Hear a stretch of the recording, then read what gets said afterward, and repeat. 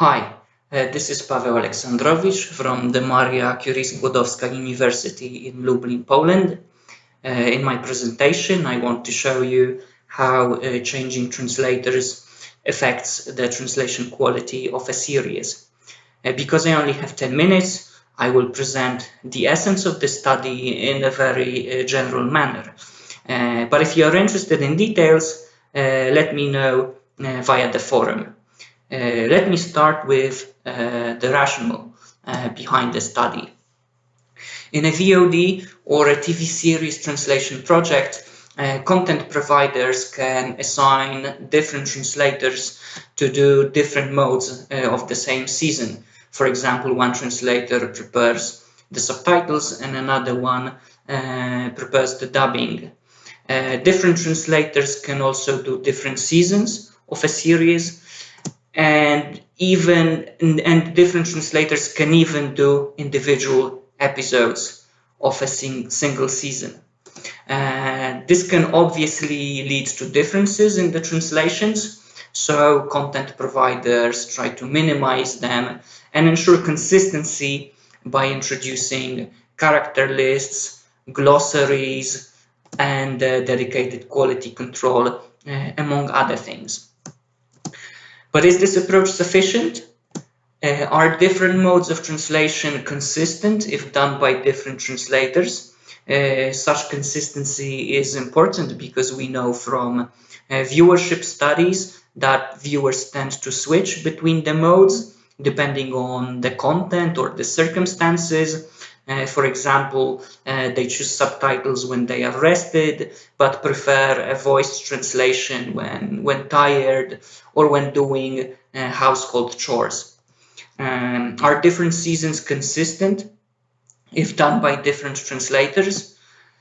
Is the season consistent if individual episodes are translated by different people? And finally, does translation quality fluctuate when translators change?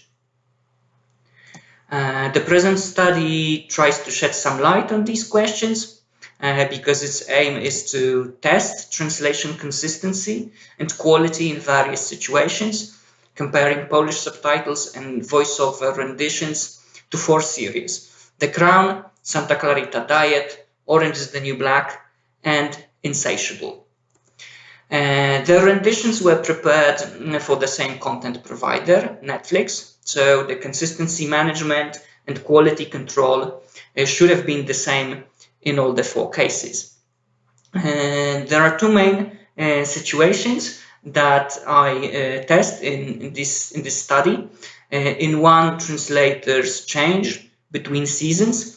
This is the case with The Crown and Santa Clarita Diet, seasons 1 to 3, where one translator was responsible for the voiceover of all the 3 seasons and for subtitling seasons 1 and 2, while a different translator was assigned to subtitle season 3. The subtitles are compared against the first 2 seasons and the 3rd season voiceover. In the second case, I look at Orange is the New Black and Insatiable, season 1 and 2 in each case, where the voiceover and the subtitles were prepared simultaneously by different people who had no contact with each other. Additionally, the subtitles to Insatiable were prepared by at least 3 translators doing individual episodes. There are some more reasons behind choosing this material. Santa Clarita Diet, Orange is the New Black, and Insatiable contain plenty of humor, vulgarity, and slang, all of which are important plot-pertinent elements there, but can naturally vary between translations. And The Crown contains plenty of proper names, nobility titles, and other terminology, so consistency is key. Unfortunately, I have no time to discuss procedure, so if you're interested in it, let me know. Now let me move on to the results. First, some general results, where it turned out that when comparing voiceover and subtitles by different translators, it is definitely perceptible that these are 2 different translations, as almost every dialogue line is different. By comparison, when the 2 modes are done by the same person, as is the case, for instance, with seasons 1 and 2 of The Crown, almost every dialogue line is the same. Now let us look at specific results, starting with The Crown. So the cases where the translators change between seasons. The subtitles to the third season are consistent with the previous seasons. Differences between the two modes do exist, but all the important proper names are consistent, and the differences between the modes are limited to individual episodes, so they are not perceptible unless the viewers rewatch the series in a different translation mode. The story is similar with Santa Clarita Diet. The subtitles to the third season are consistent with the previous seasons. The most important recurring items, such as Mr. Borlegs or Hammer Knife, are also consistent in the works by both translators. The level of vulgarity and slanginess is similar in both translations. And although humor is often expressed differently, both renditions are comparably amusing. So the differences are detectable only if the viewers rewatch the series in a different translation mode. Now, the story is completely different in the case where translators worked simultaneously and had no contact with each other's works. First, let's look at Orange is the New Black. There are several significant differences in proper names, including names of characters, which are definitely perceptible if the audience switches between the modes when watching. The voiceover is much slangier than the subtitles. This is the case in 105 instances in the entire season. Vulgarity is comparable, yet the voiceover is slightly more vulgar, which is the case in 39 instances.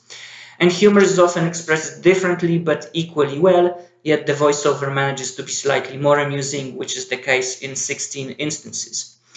The situation is similar with Insatiable. There are several significant differences in proper names which are definitely perceptible if the audience switches between the modes when watching. But also, there are significant inconsistencies in the subtitles themselves because individual episodes were done by different translators. Some of these differences are quite absurd. For instance, the same letter read aloud has different content depending on the episode. The voiceover is slightly more slangy, which is the case in 19 instances, and slightly more humorous, which is the case in 18 instances. Vulgarity is comparable between the subtitles and the voiceover, and subtitle quality slightly fluctuates depending on the translator. Let us draw some conclusions now. When translators change between seasons, there seems to be little to no difference in quality or consistency, most likely because the new translator is acquainted with the previous work. If viewers rewatch the same episode, however, in different modes, it will then definitely be perceptible that these are two different translations. But if the viewers switch when watching from one episode to another, consistency is retained and they should not notice any differences. However, if translators work simultaneously and have no contact with each other's renditions, inconsistencies are likely to happen and they can be detected if the audience switches between the modes when watching. Humor register and vulgarity can visibly vary between translations, which can potentially influence the reception of either translations. And if different translators do individual episodes within the same mode, consistency suffers and quality fluctuates.